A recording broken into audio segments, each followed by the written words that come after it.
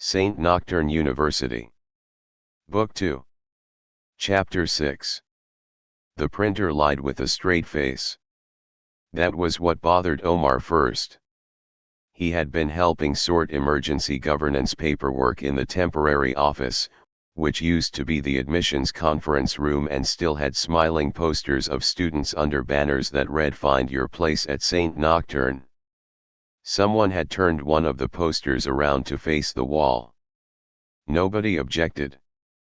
The room was crowded with folding tables, boxes of files, half-working laptops, spell tags, coffee cups, a plate of untouched muffins, and 6 people arguing over whether the Faculty Accountability Board should have subpoena authority or just strongly worded magical request power. The printer sat in the corner, blinking green. In Omar's experience, printers did not blink green unless they were preparing betrayal.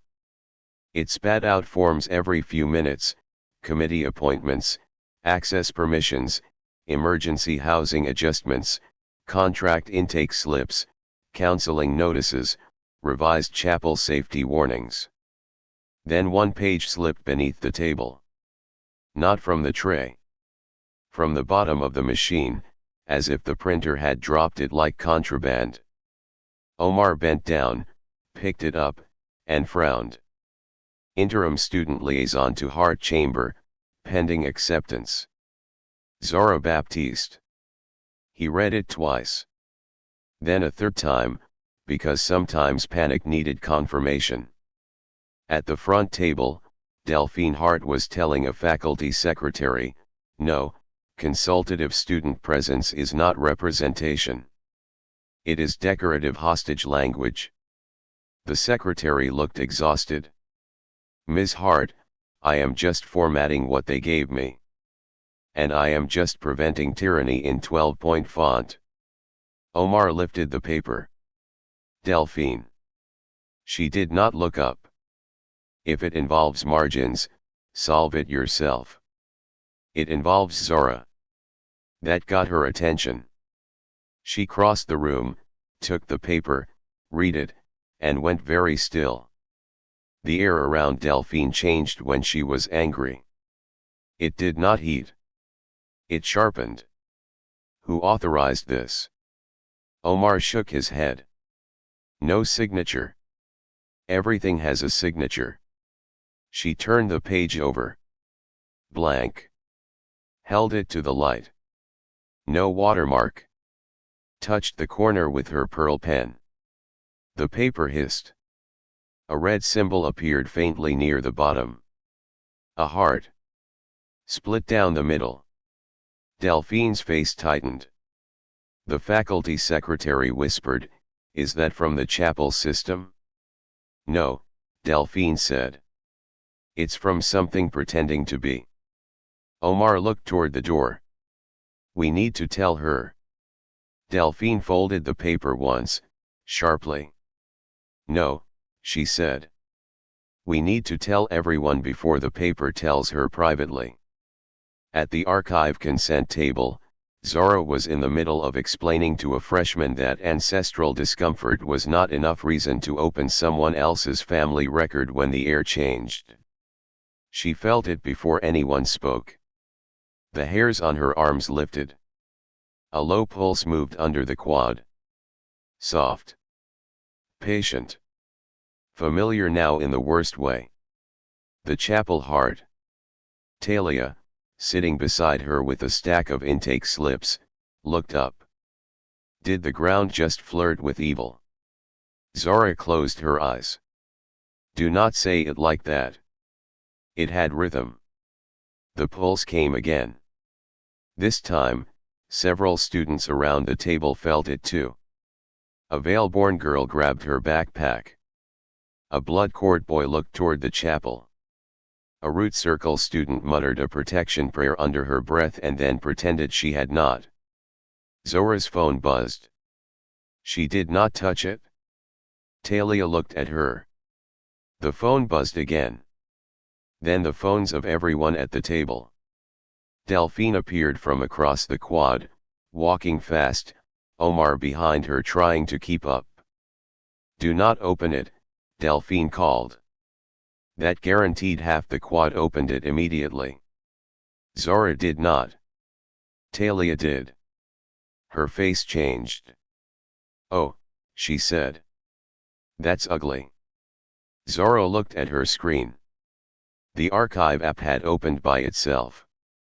Not a file. An appointment notice. Interim student liaison to Heart Chamber. Candidate, Zora Baptiste. Status, pending acceptance. Rationale, route anchor / bridge line proximity / prior secret keeping capacity. Please report to chapel steps for orientation. For 3 seconds, Zora could not make herself understand the words. Then she understood too well. Prior secret keeping capacity.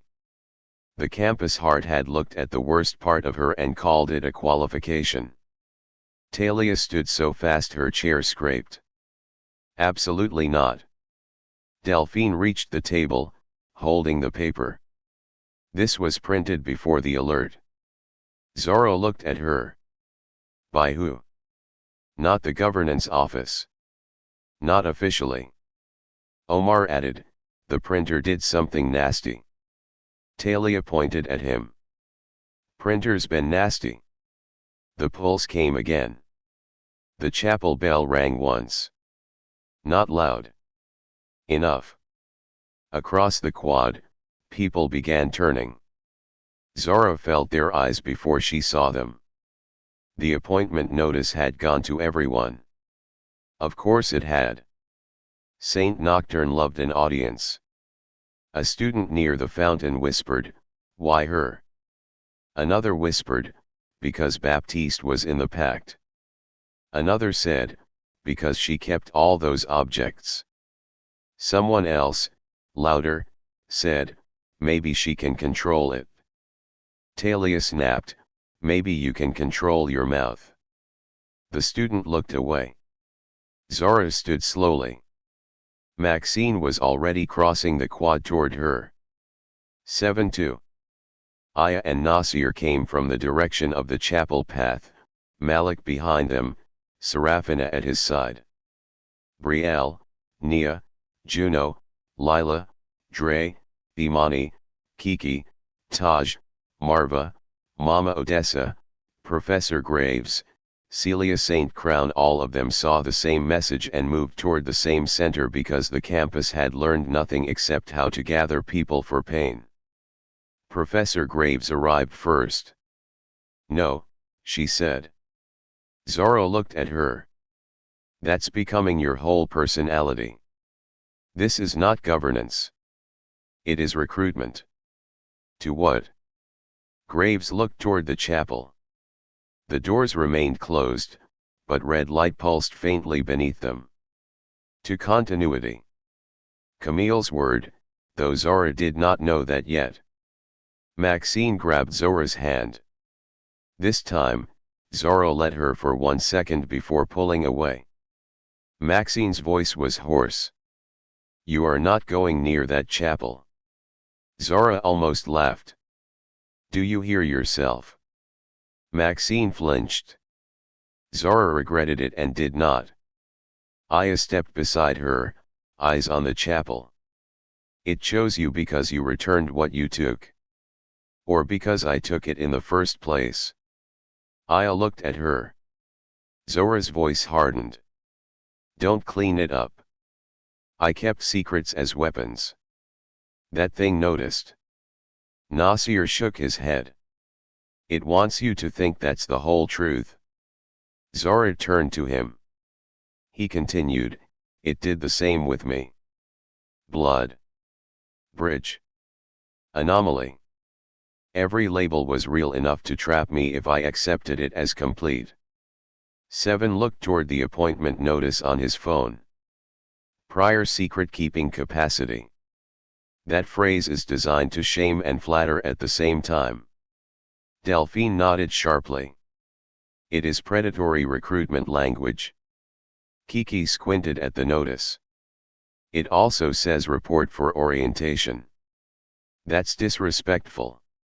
Dre, reading over Lila's shoulder, said, institutions love orientation after harm.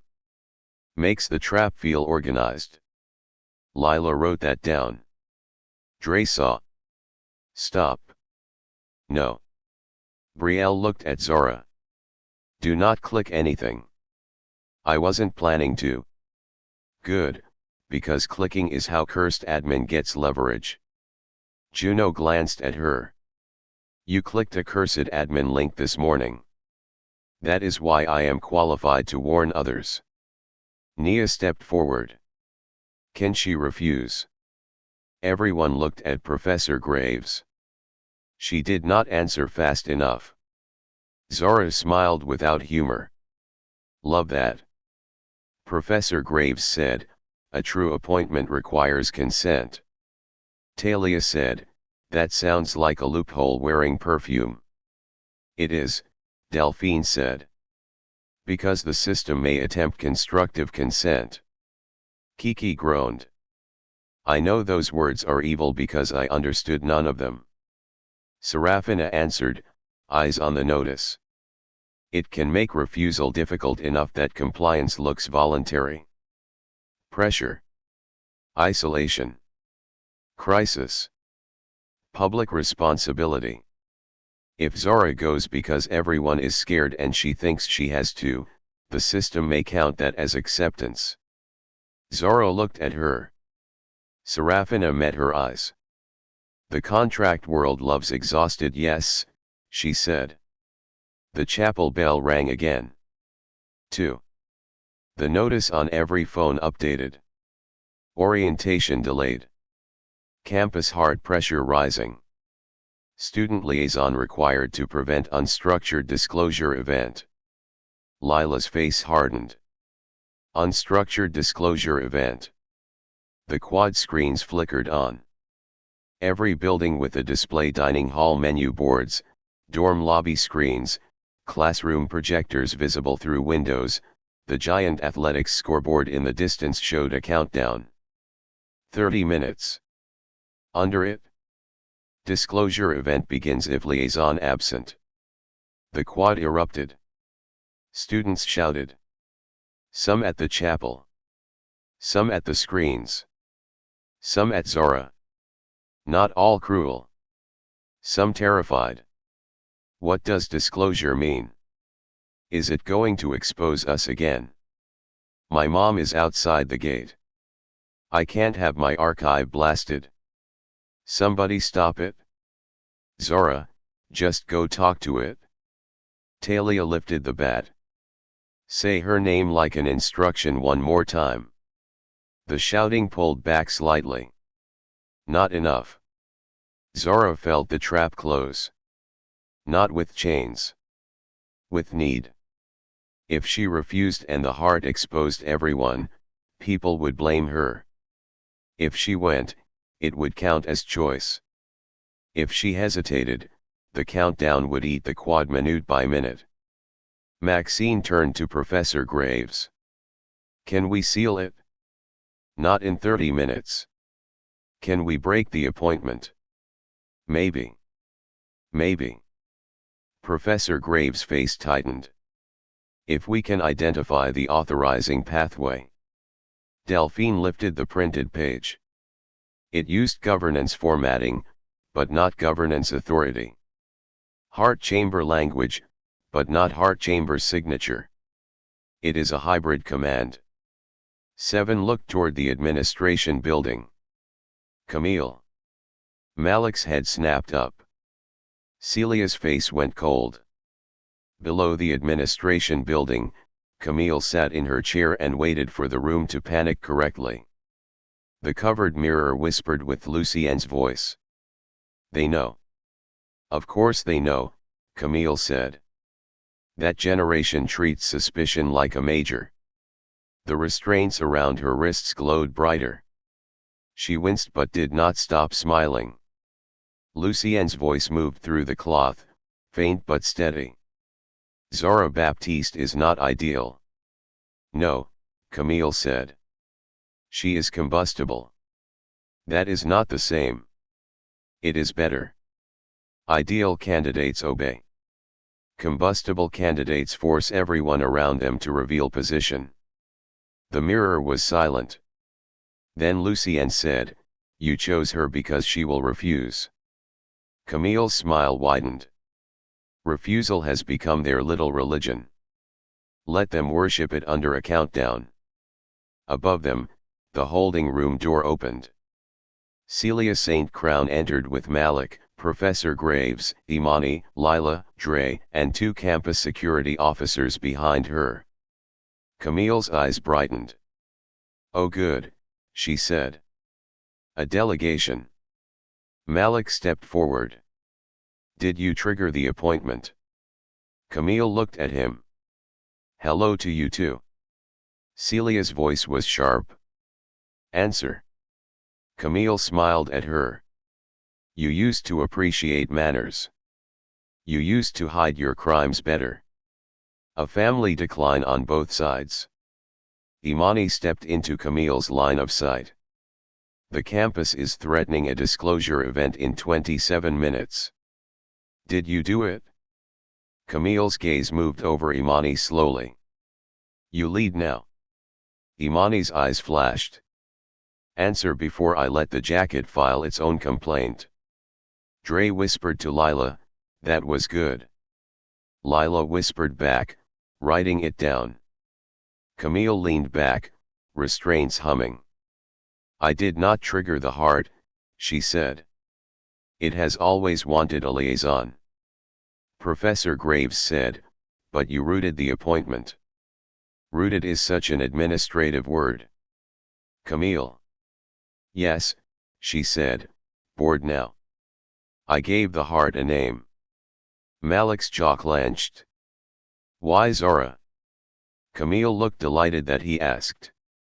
"Because she understands secrets as currency.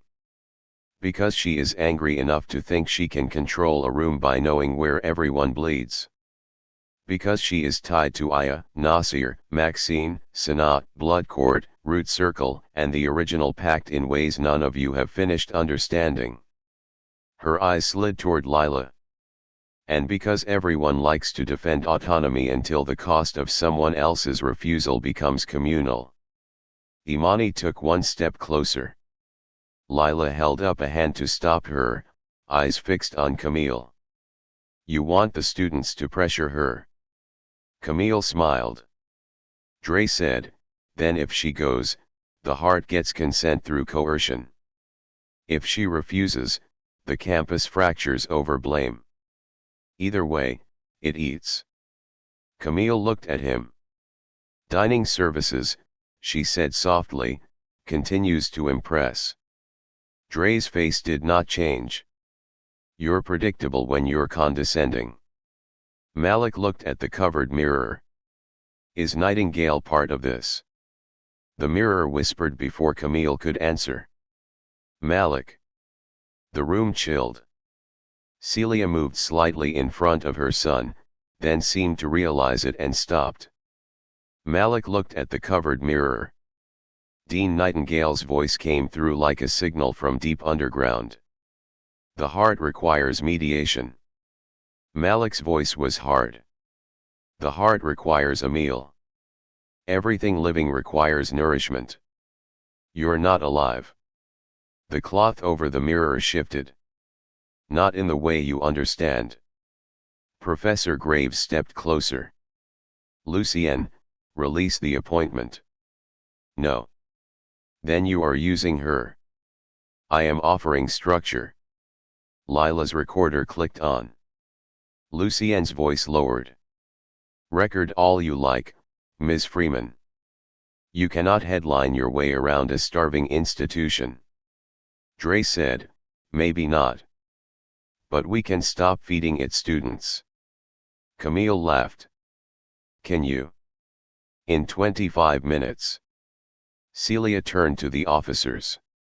"Remove the mirror." Professor Graves snapped, "No.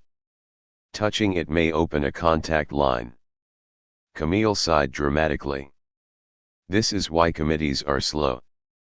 Malik's phone buzzed. So did everyone else's. "Countdown, 24 minutes and 18 seconds. New message. Disclosure event scope expanding. Targets, unreturned records / unconfessed contracts / unresolved personal archives. Liaison may reduce harm. Camille's smile softened into something almost tender. There it is, she said. A reasonable offer. Imani looked at Malik. We need Zora not to come down here. Malik was already moving. On the quad, Zora stood at the center of too many eyes. The countdown glowed everywhere. 24 minutes. Students were trying to organize and failing in all the ways scared people failed. Some argued that everyone should consent to private archive lockdowns. Some wanted to storm the chapel. Some wanted Zora to accept temporarily and resign after. Some demanded faculty fix it. Some demanded blood court pay for it, which was emotionally satisfying but not immediately useful. Brielle had climbed onto a stone bench with Nia and Juno below her, trying to use the remains of admin access to jam the appointment feed. The heart responded by replacing her screen with a tiny red loading icon and the words. Siren media privileges restricted pending liaison confirmation.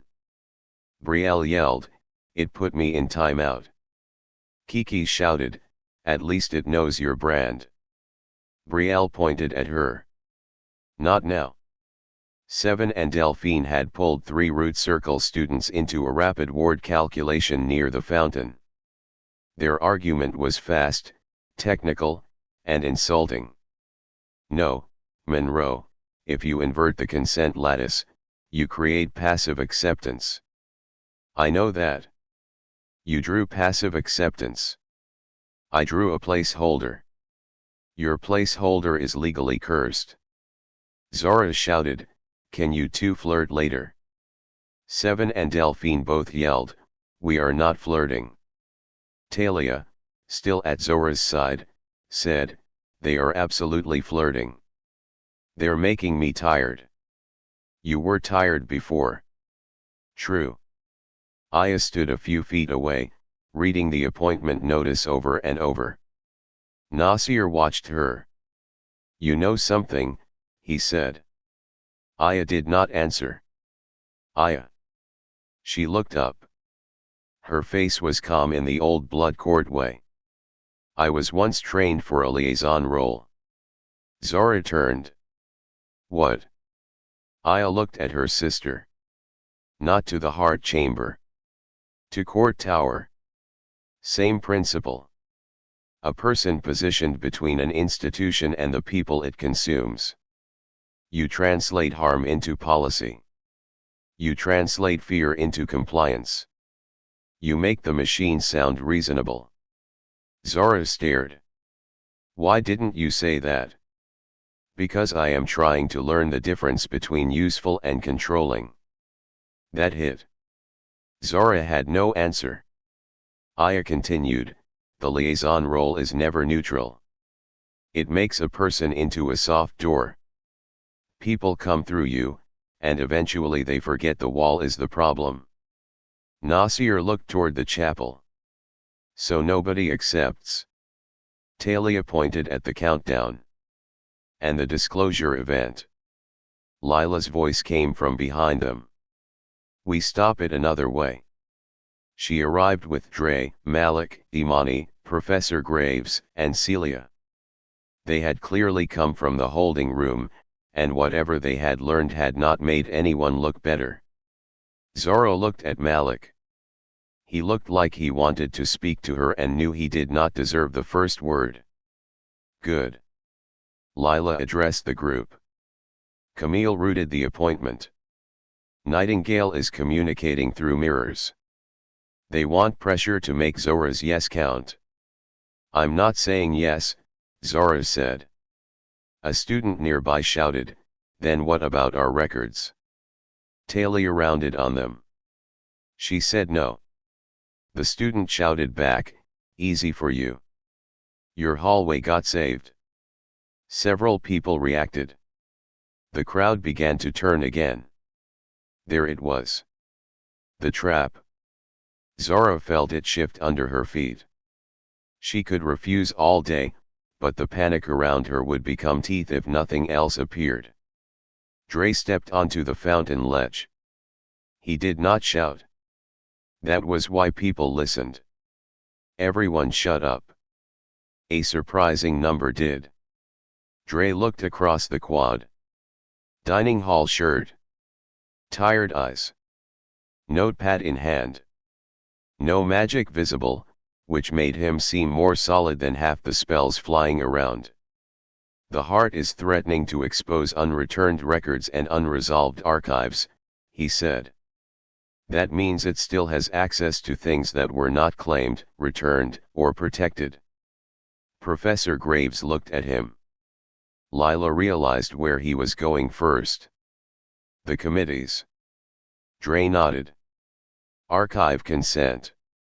Blood contract review. Veilborn consent. Howl roll. Staff operations. Housing audit. We were already building intake. We use that. Seven looked up from his ward lines. To do what? Mass refusal and mass routing, Dre said. Everybody who can chooses where their record goes before the heart dumps it. Private hold. Consent office. Legal evidence. Family review. Destroy request. Survivor control. Labor review. But they choose, not the heart. Brielle stepped down from the bench. A consent flood. Delphine's eyes sharpened.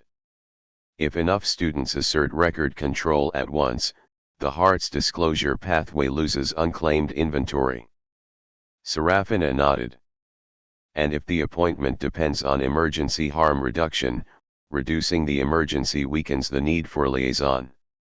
Kiki blinked. So we paperwork the demon. Dre said, yes. She smiled.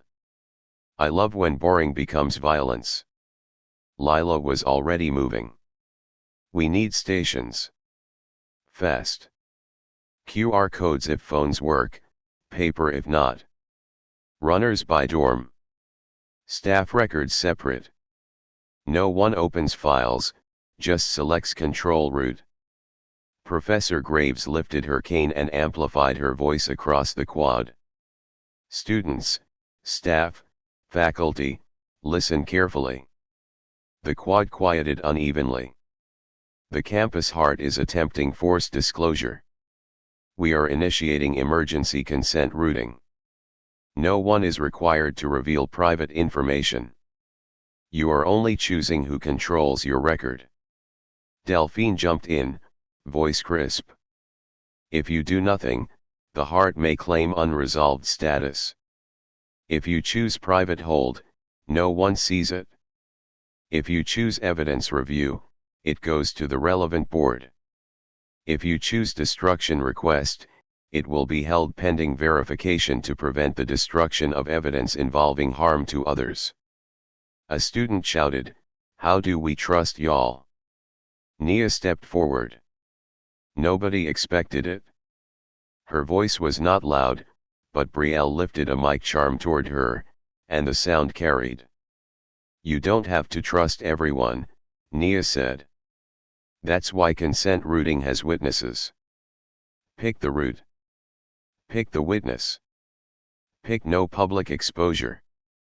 If a record involves you being harmed, you control your part.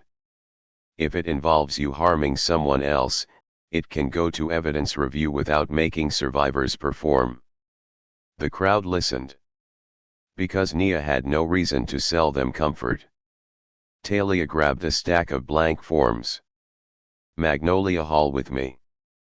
If you make me climb 3 floors for your consent route, I'm judging your shoes.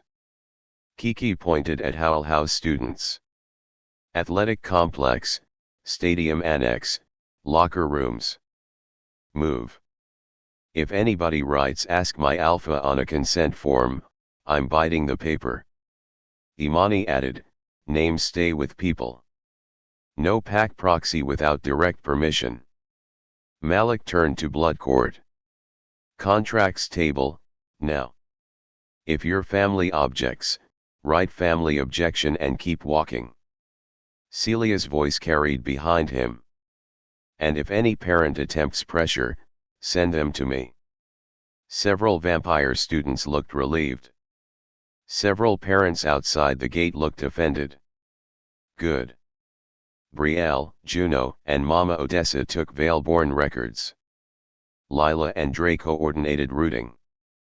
Seven and Delphine ran route circle consent wards. Professor Graves anchored the system.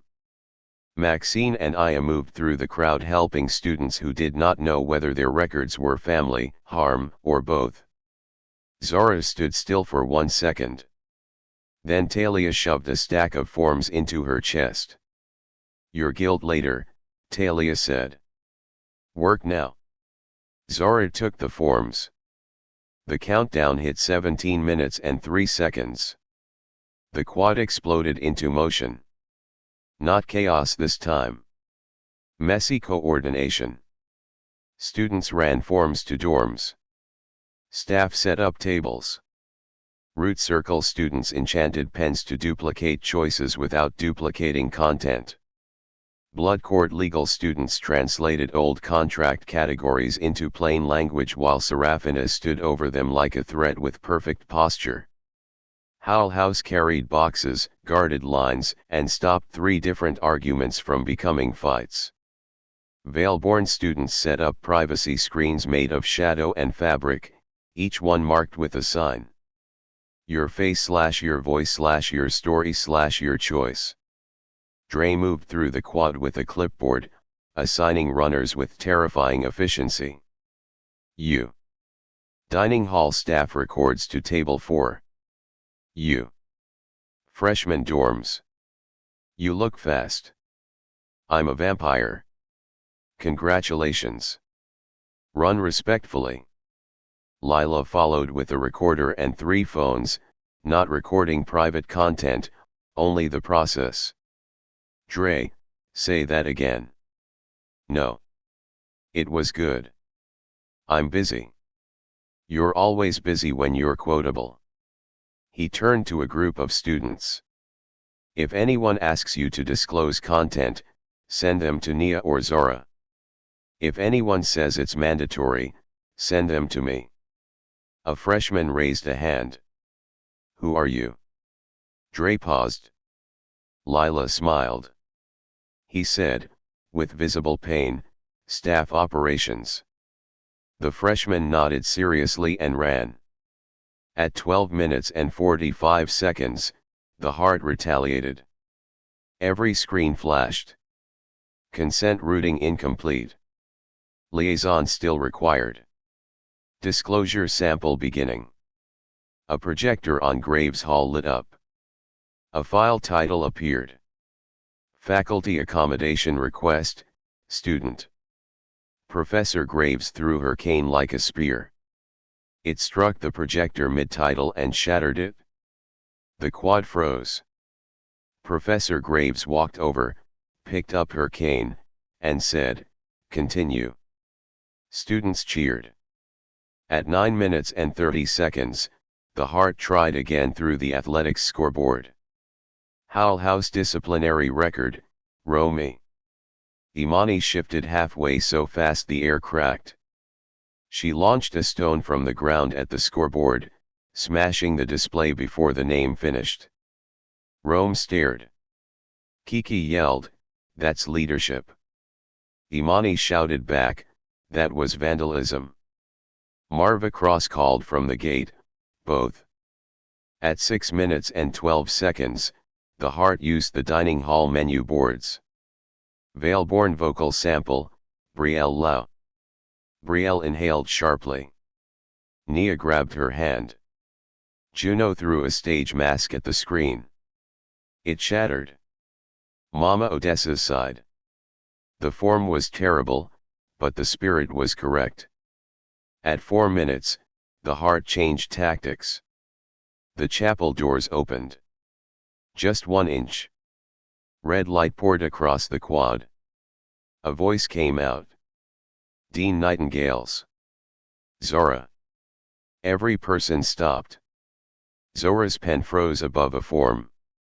Maxine turned. Aya lifted her head. Nasir went still. Lucienne's voice was soft. You can help them. You know you can. One liaison. One mind between heart and campus. You are strong enough to hold what others fear. You have always been strong enough. Zora's throat tightened. That was the cruelest part. Not the threat. The praise. It found a little girl in her who had learned that being useful made adults keep her close. The friend who held secrets because people needed someone. The witch who collected leverage because safety felt like being the only person with keys. The chapel knew how to sound like a wound asking to be loved. Maxine whispered, Zora. Zora looked at the chapel. Then at the students still rooting records. At Nia holding Brielle's hand. At Seven and Delphine arguing over consent lattices like survival depended on footnotes. At Talia waving a form and threatening a sophomore for trying to sign for his girlfriend. At Aya watching her with fear she tried to hide. At Nasir, who shook his head once. Not telling her what to do.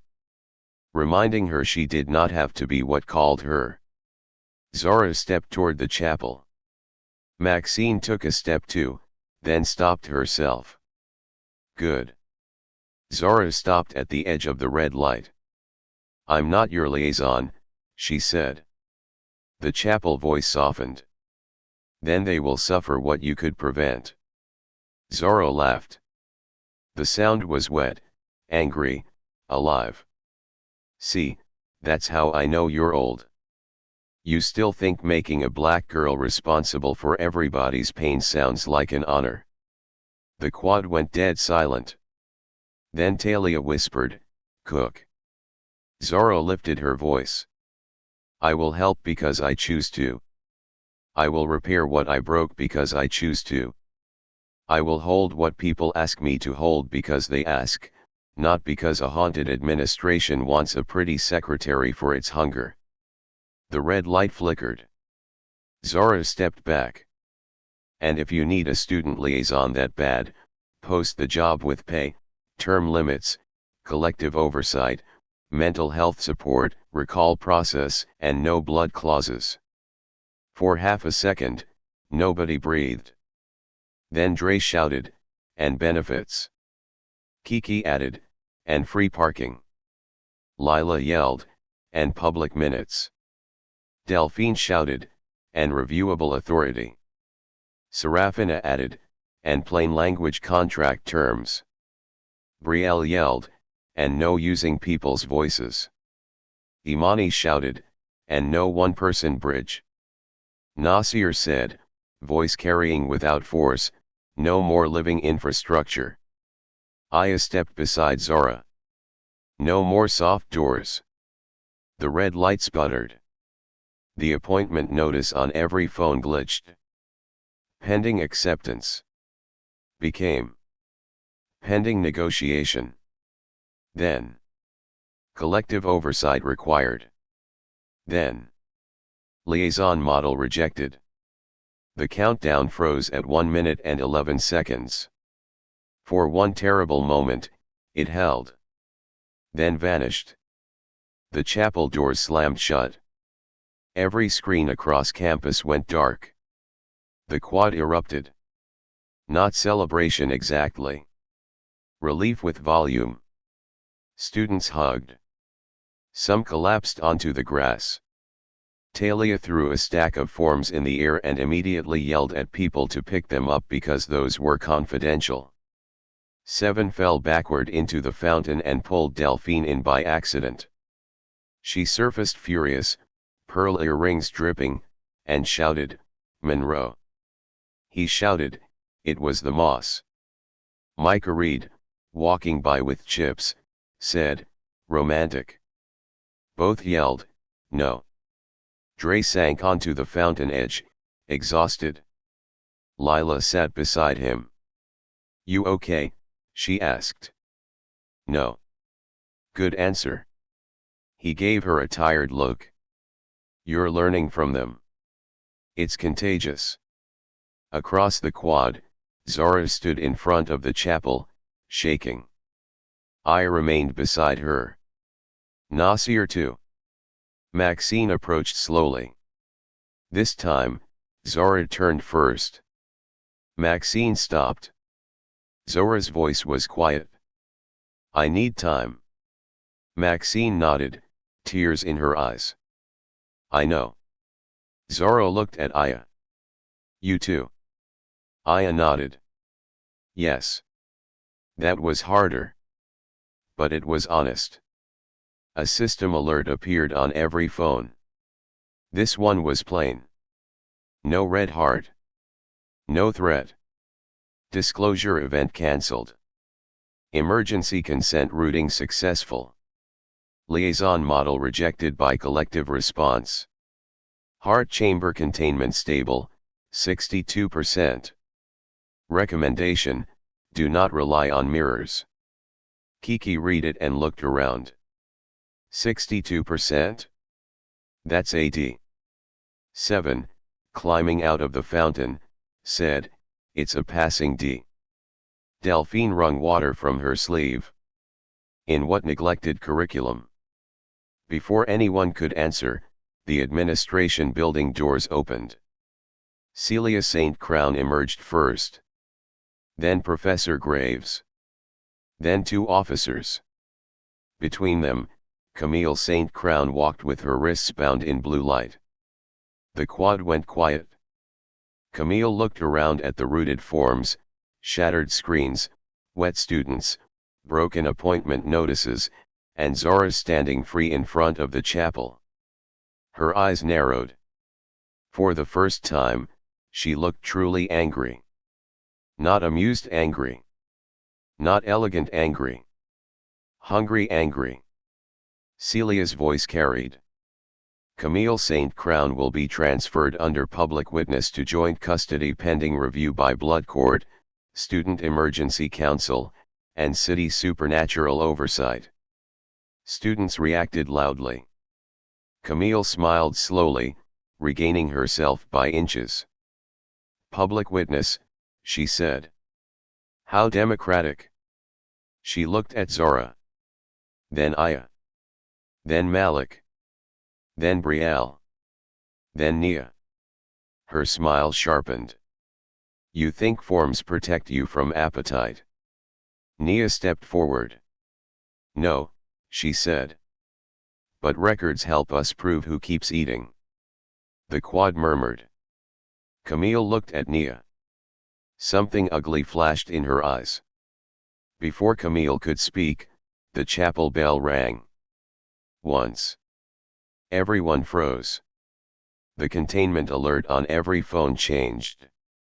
Heart chamber containment, 61%. Camille laughed softly. Begin again, she whispered.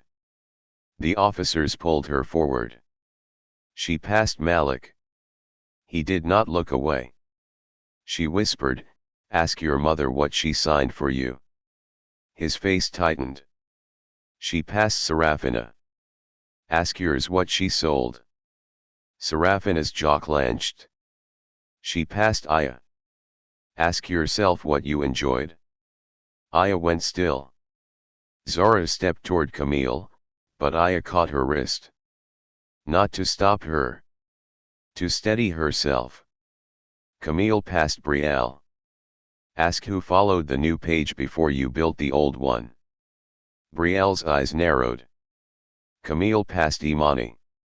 Ask Marva who she let vanish when she burned the roll. Imani's face hardened. Marva, at the gate, closed her eyes. Camille passed 7. Ask whose prophecy Miles was writing before it became yours. 7 went pale. Finally, Camille passed Zora.